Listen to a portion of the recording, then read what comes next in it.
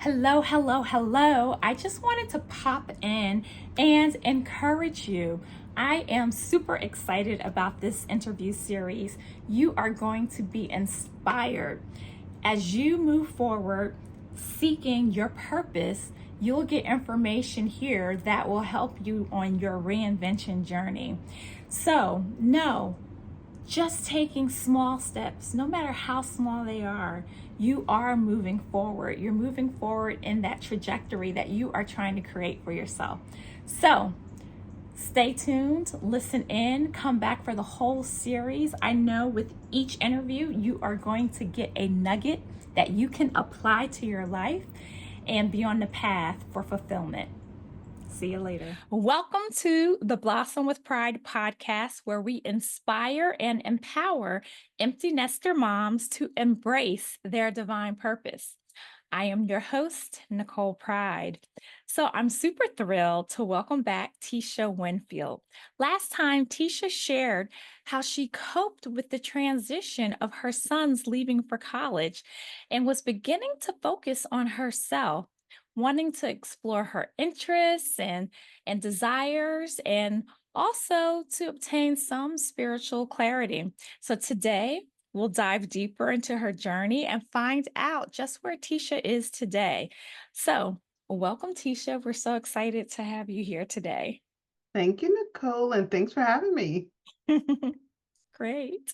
So, Tisha, just for the viewers and to jog your memory, since you were here the last time, you talked about um, the realization that you had that once both your boys left, you just really put it all into work. Like you went in hard with work. And after some reflection, you realized that that was really your coping mechanism. And at that time, you were really looking forward to focusing on yourself. So now here we are. I looked back at the footage. It said 11 months ago. So we're nearly a year later. I was going to ask you how long ago was that? I know. It's almost a year later. And just for our viewers, let's just give them some background about your family. So, how many children do you have? Yeah. Yes, yes. So I have two boys, as you mentioned, young men now. Yeah, Um, right. and and they we live together with my husband, and then my mom lives here, and then of course Winnie, as who you know is our dog, our Can't COVID forget Winnie. pup, our COVID pup.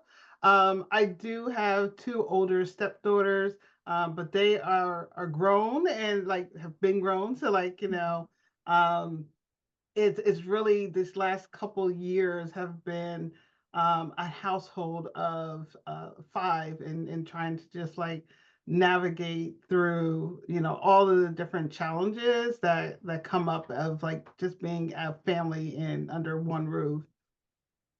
And so, Jalen, your oldest, correct? Right. Yes. And so Jalen graduated from school, right? And Yes. how long has he been graduated? Yeah, so it'll be 2 years Two. in May. So like that time went by fast as well. Um and Amir, the youngest, is a junior? Junior. Is a junior. Wow. I'm like, I was thinking, like, wait, he's a junior in college. That went by really fast. That I think went by faster than it seems like with Jalen's journey through college. Oh, really? Yeah. Yes, that's Yeah. what it feels like for me. Right. Probably the second time around goes quicker. Yes, I think you have less worries than the first Oh, that's interesting, time. right? Yeah. Yeah. Okay. So now you have, as you said, young men who, they're grown. Yes. And so what does that mean for you, Tisha? Like, where are you now? So before, you were kind of excited, like, okay, I've gotten used to this concept that my kids or young men are no longer in the home.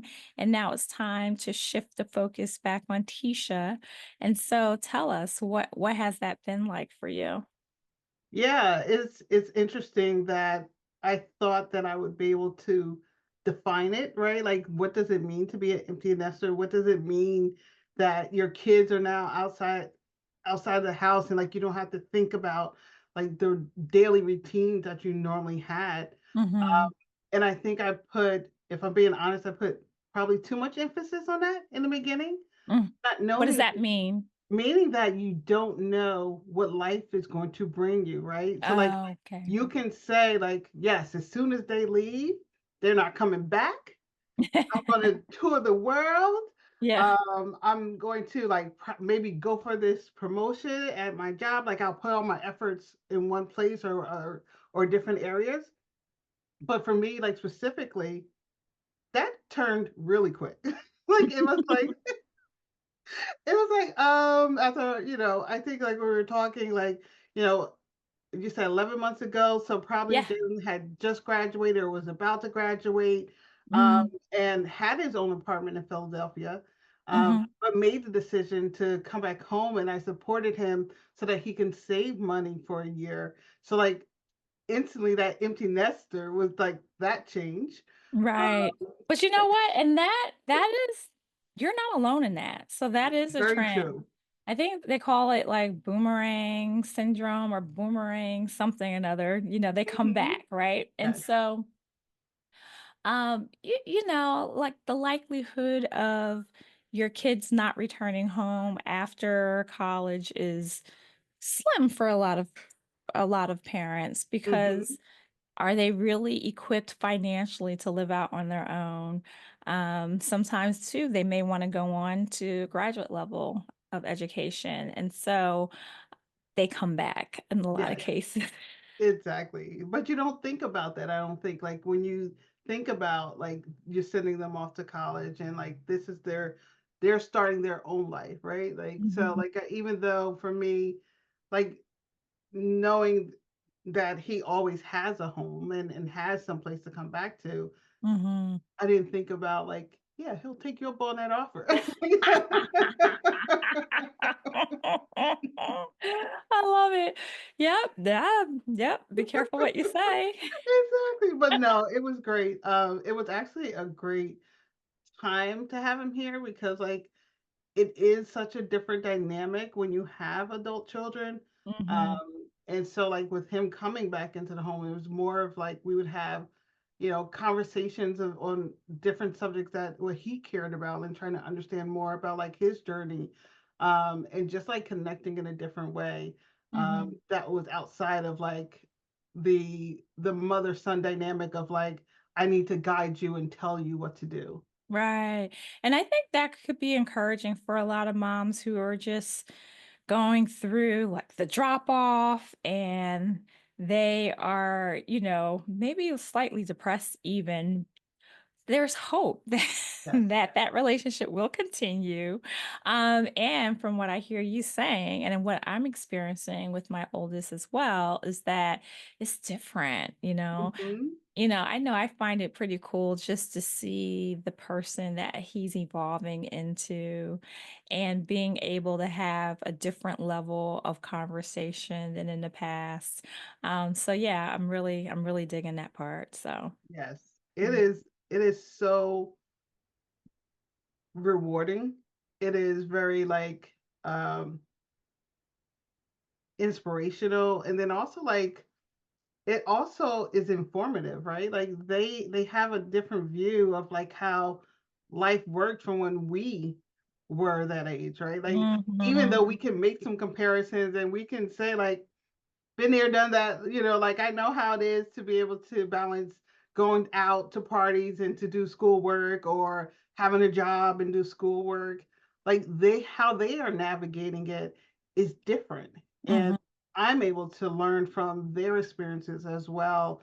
And just like in how I navigate my own life sometimes, right? Like to say, mhm. like, yeah, you still have these challenges. And it's a reminder to say, wait, but how do we put things in perspective? Yeah, yeah. I hear you. And I think even just yes, their own unique perspective on issues. So I know that my oldest son has a different view and expectation when it comes to work culture.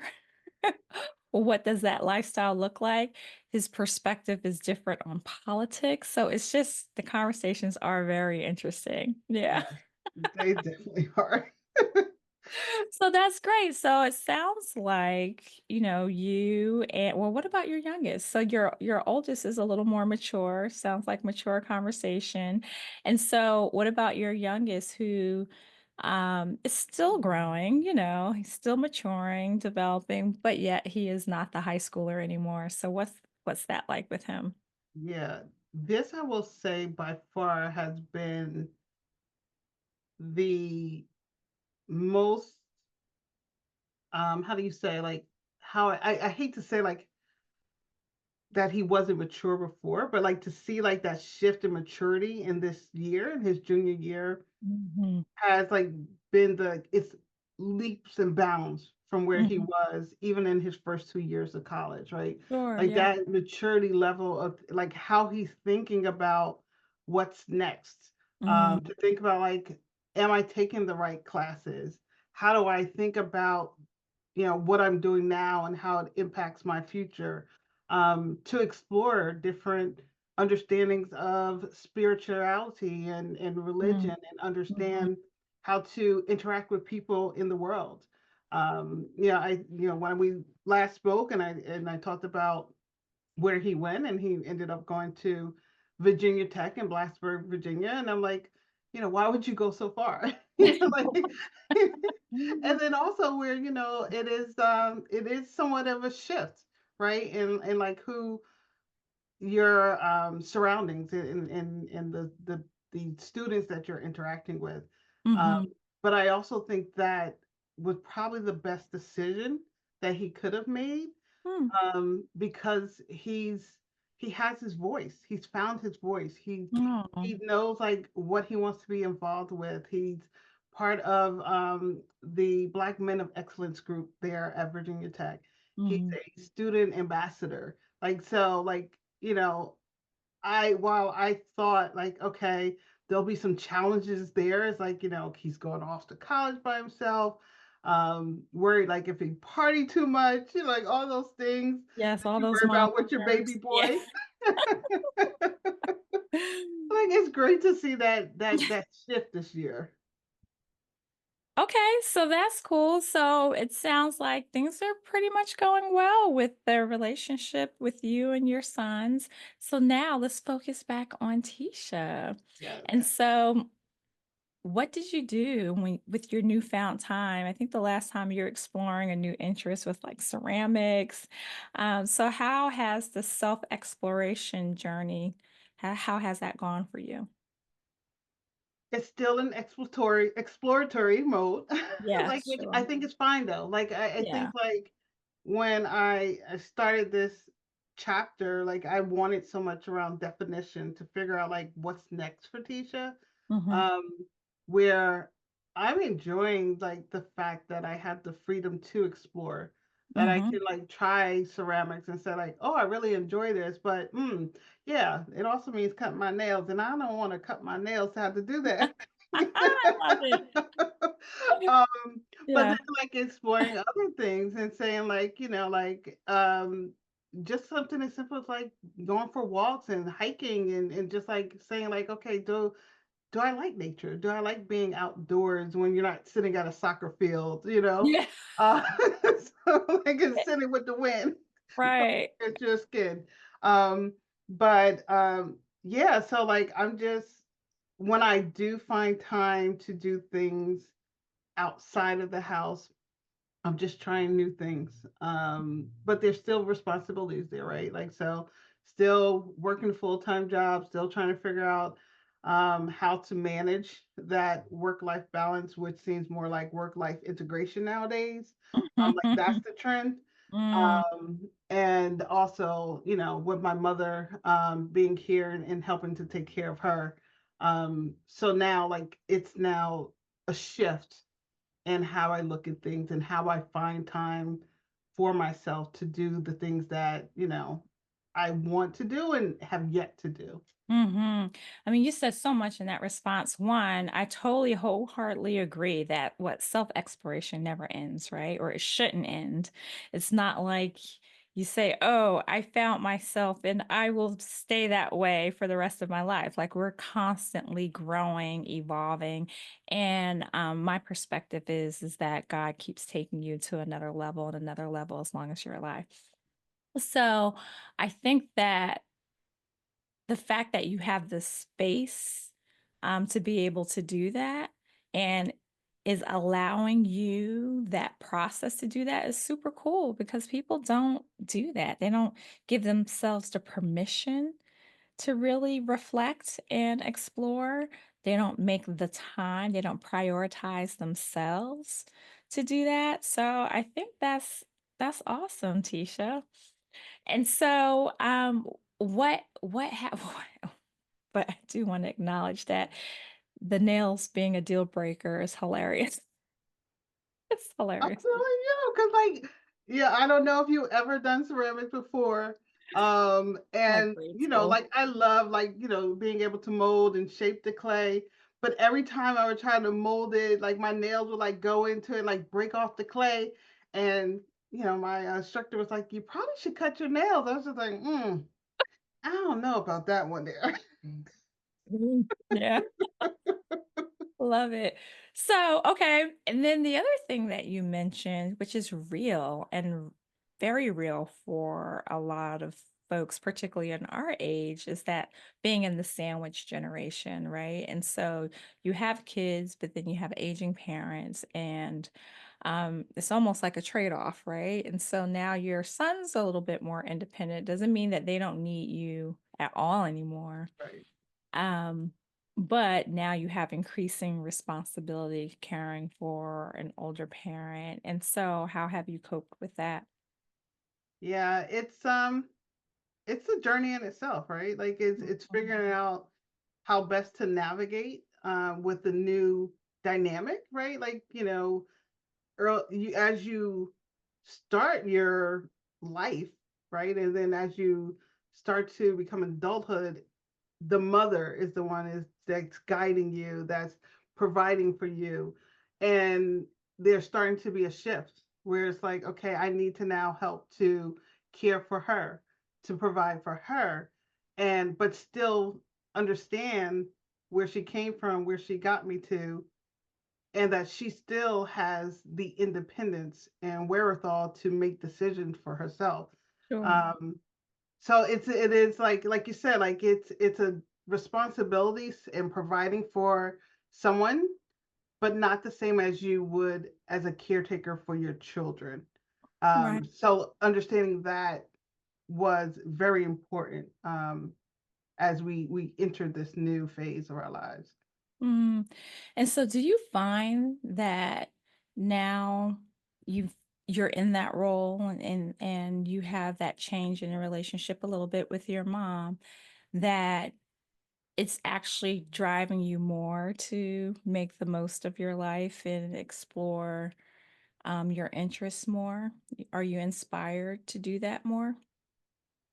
I don't know if I'd say that I'm inspired more to explore my interests as I am in protecting my peace Mhm. and my time for um, healing, for making sure I'm taking care of myself mentally, physically, spiritually.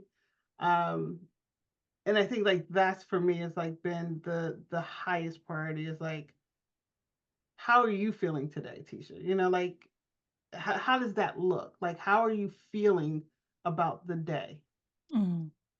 Yeah, that piece, that's real. And that is so important because there are so many peace stealers out there, whether it's work, whether it's watching the news, just Yes. living. Yeah. Just living, right? And so, how do you get to that point where you're like, I will not forfeit my peace?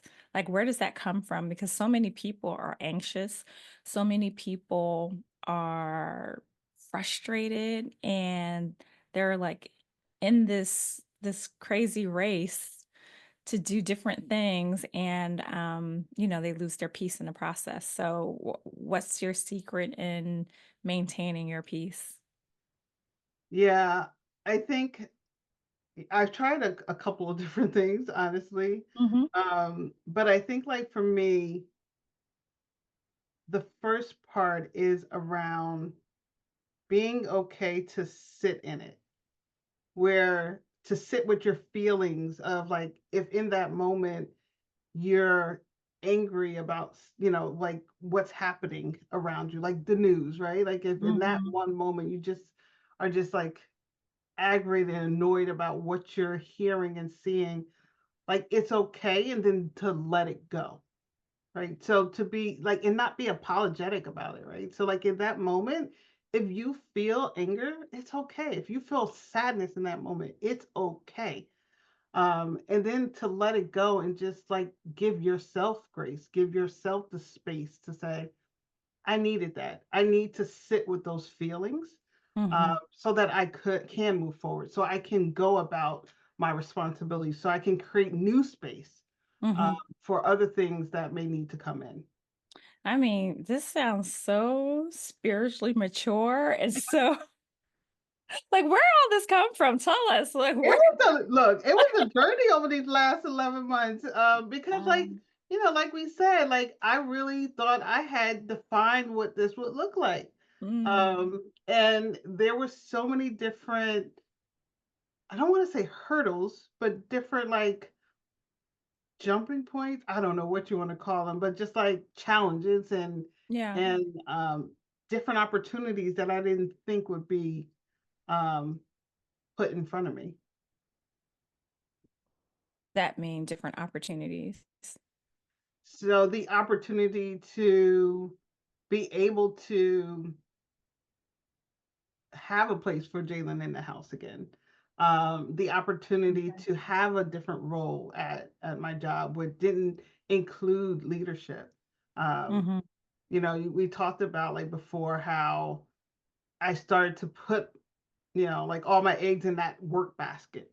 Um, Mhm. and I thought that I had to explore the opportunity of leadership at the next level, right? Like to Mhm. say, well, To climb this the is ladder higher. yes, Mhm. to keep climbing that ladder and say like, well, this Mhm. is what you've been working for. You now have the opportunity to do it because you have the space. You don't have the kids in the home.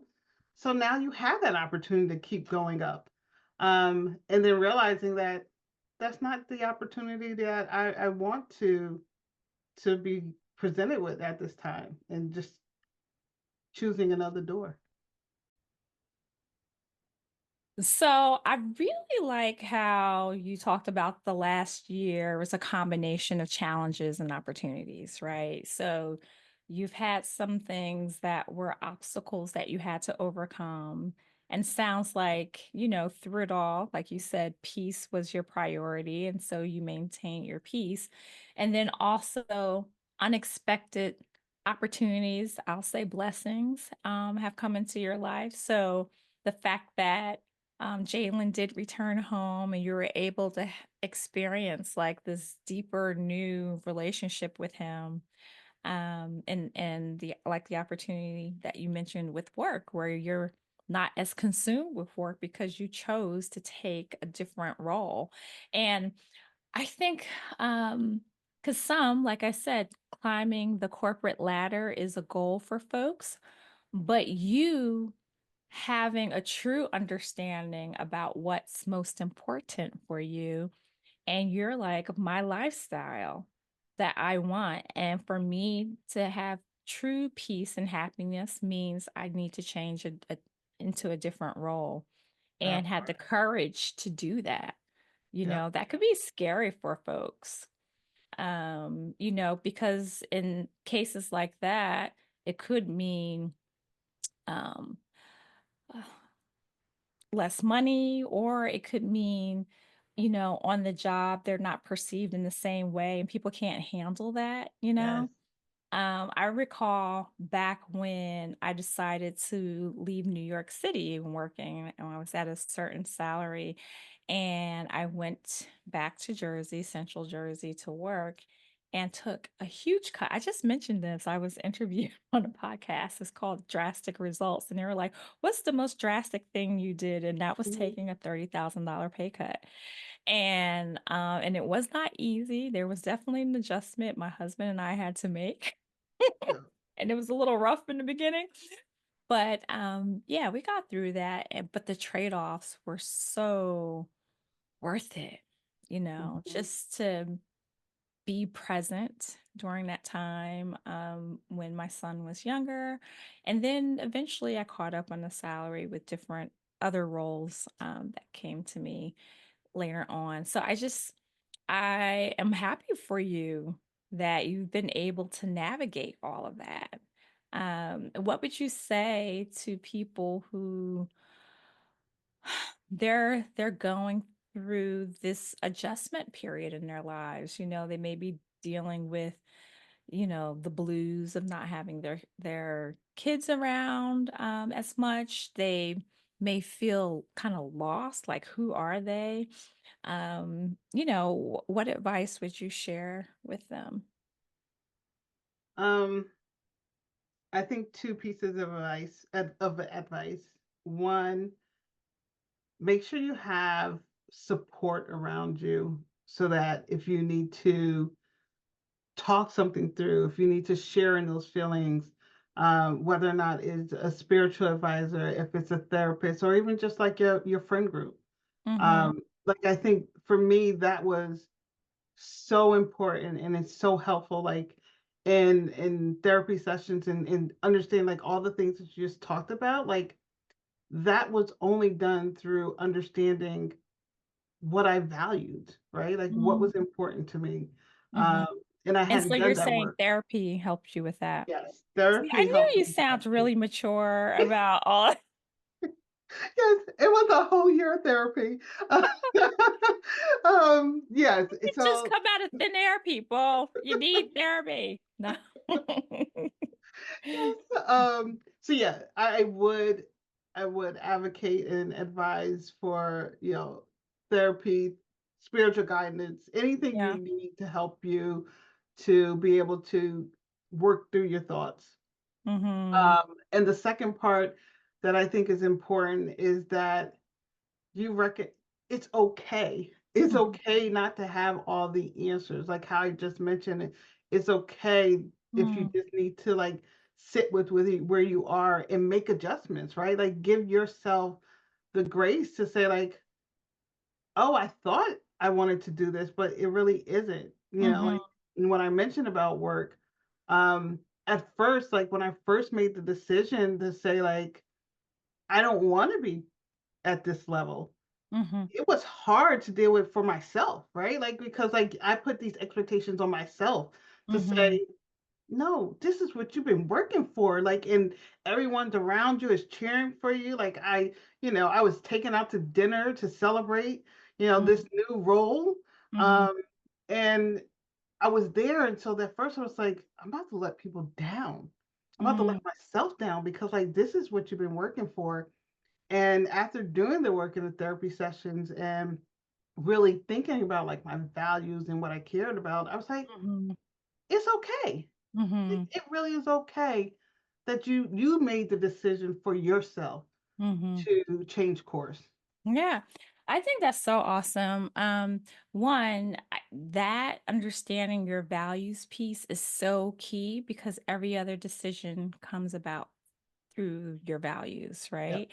And so, being really clear about what your non-negotiables are is just really paramount to you having peace and happiness. And Yeah. so, can you tell us how did you find the right therapist? How did you know that the therapist that you had or continue to use is the right person for you? Well, when I first started looking, the most important thing was someone who I could connect with. Mhm. So for me, it needed to be a Black woman. Mhm. Um, And then, as I started my journey again, interviewing or, because pretty much you're interviewing them, to see Mhm. like, is the right person for you to help you through your journey? Mhm. Um, it was just the how comfortable I felt in Mhm. sharing and opening up, Mhm. um, and that I was willing to do the work that she was giving me. Mhm. So, like, I was connected and it was the timing was right too, right? Like, I think it's important to, like, is the timing right for therapy for you? Because like, a lot of people try this and they'll say, "Oh, therapy didn't work for me, I tried it." And it might have been that at that point in time, they weren't ready for therapy, or Mhm. they might not have find the right match because they just went with the first person who someone told them about. Mhm. So it is really about like how comfortable you feel in opening up and Mhm. exploring what your thoughts are, do the work that they give you and that you're working through together. Yes. So, yes, I what I hear you saying is you have to be ready for therapy because if you're resistant to the process, it's not going to work, right? Yeah. Yeah. And then just for our viewers who may be of different persuasion, just to give a little bit more context by why you wanted a Black therapist, just to give some deeper understanding to that. Yes. So some of the challenges that I was going through was really connected to who I was as a Black woman. Um, Mhm. especially, like for two main areas, I would say one, navigating in a workplace that is predominantly white, Mhm. um, where there's predominantly male centric in just like in the industry, right, that I'm Mhm. in. Mhm. Um, and then the other part of it is that as I was trying to adjust to being a caregiver and understanding like what it means to be my version of a caregiver and the responsibilities as a Black woman and as a Black child, I think like you may be able to relate that we have expectations that has been put on us as far as like our culture. Mhm. So understanding that, this is what you're supposed to do as a Black daughter. I hear you. Um, and so like that was important for me too, to be able to someone who understands the culture, understand like how to navigate through our beliefs growing up, and how Mhm. to figure out like which one of those beliefs do I want to continue with and which ones Right. are separate now that have, am defined who I am as an individual. Yeah, yeah, yeah. I hear you. Yeah. And it's helpful not to have to explain it Yes. when you're going through that process of unpacking emotional issues and dealing with spiritual questions and all those things. Okay, so that's great. So I would say um, at this point, what I'm hearing from you is that, you seem to be adjusting well in the process and you sound very hopeful and expectant of growth and development and all that. Is that a true statement? Yes. Yes.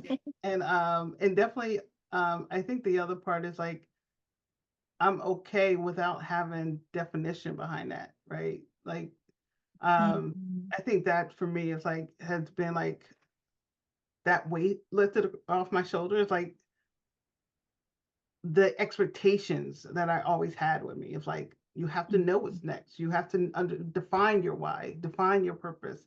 Mhm. Um and so like letting go of that Mhm. has Mhm. really been helpful too. Yeah. I always say, because I have a program that helps women identify their purpose when they're ready to do that. And I always say that really I could tell you. I feel it's my belief that everyone's purpose is the same and bottom line, it's to help others. Um, I the biblical basis for that is where Jesus says to love God with all your heart, your mind, and your soul, and to love others as you love yourself. And I have the program where I help women live out their divine purpose from a biblical perspective. So that's the basis for that. But that looks different, right? It doesn't look the same for everybody. Yeah. So based on your gifts and your talents and your lived experiences, the way that you live out your purpose is going to be very unique to each individual. But, women, but everyone can let go of some of that angst of what am I supposed to do? What am I supposed to do? But it's really to let God's power that's in you get released out and help others. And so, yeah, so that's Such just a good point, though, yeah. right? Like I never thought about it like that because, like, when I think about defining my purpose, I don't think of it as simple as like helping others. Like, can be your purpose. It has to be added to it, right? Like how you just said, my purpose is to help, empty nesters or women through a spiritual lens, biblical lens. And I'm like, okay, well, I don't have that like that mission, right? Like that clear mission statement and vision. Um, and so to take that out and just say, yeah, you do know your purpose. Mhm. And that can change and evolve. I think is important. Yeah, that comes through what you're doing now. So that's actually one of the modules is doing this self-exploration about what your interests are, what your experiences are. So the thing is, the purpose that we've been given and the way that we live out that purpose was given to you by design by the great architect, right? God. And so that never goes away. Like it's always there. Like you can't Mhm. lose it. You can't get rid of it. You can't break it. It's there. It may be dormant because you're not in it fully, but it's there. And sometimes you do need an awakening. And so um we're all given spiritual gifts, so your gifts look different than mine. And then just like anything, once you start to use it, you start to develop it, and then it gets more clear. But that only happens through you taking a first step. And you're at the beginning stages. You're on your journey, but Mhm. you do have to be conscious, right? And so here are some tips that I give women. Just even just take some time to even think about childhood. Think about what your interests were at that level before you had concerns about the mortgage, before you had children. And if you can recall some of those moments that were high points for you in your life, and then even now, just think about the things that energize you, that get you excited, even the things that make you angry and frustrated, because that all informs you about your purpose. Like, why do certain issues or topics move you so strongly and passionately? Why, do you find something comical, or, just really just pay attention, and start to document those things, and then start to move in those areas, right? So if you Mhm. find that there's a certain issue, topic, organization, mission, whatever it may be, that like I said, energizes you, motivates you, inspires you, move in that direction, take a step. Yeah. And the more that you do, and the more the people you're connected with, because God wants you to live out your purpose. And so God is not hiding it from you. But when you take the step and look for it and become conscious about it, you'll see how you're being set up, literally set up to live in that purpose. So, yeah. Yeah. Okay.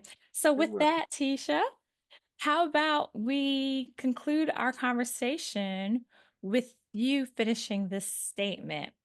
So, 12 months from now, I hope to experience. You put me on the spot. Well, it kind of goes against everything you just said, because you're just like, hey, I'm Right? cool with not figuring it out. But it didn't not necessarily mean to like do something specifically. Like Yes. experience could be like, how do you want to feel? Um, or just leave me with your own statement then if you don't like that one. Oh, it's so funny Well, because how I about this? 12 months from now, what do you want to be grateful for? It's so funny because, like, I was preparing for this because I was like, I know Nicole, she's gonna come at me with like, leave me with this. And I still am not like, okay, what is that one word? You can tell from this interview that I talk a lot. But anyway, so 12 months from now, Mm-hmm. the only thing that comes to mind is living, and I know like that it doesn't mean like that I'm alive, right? Like in 12 months I want to be alive. Uh, Listen, that that part, yes. But we'll more than take that, that. We'll take that.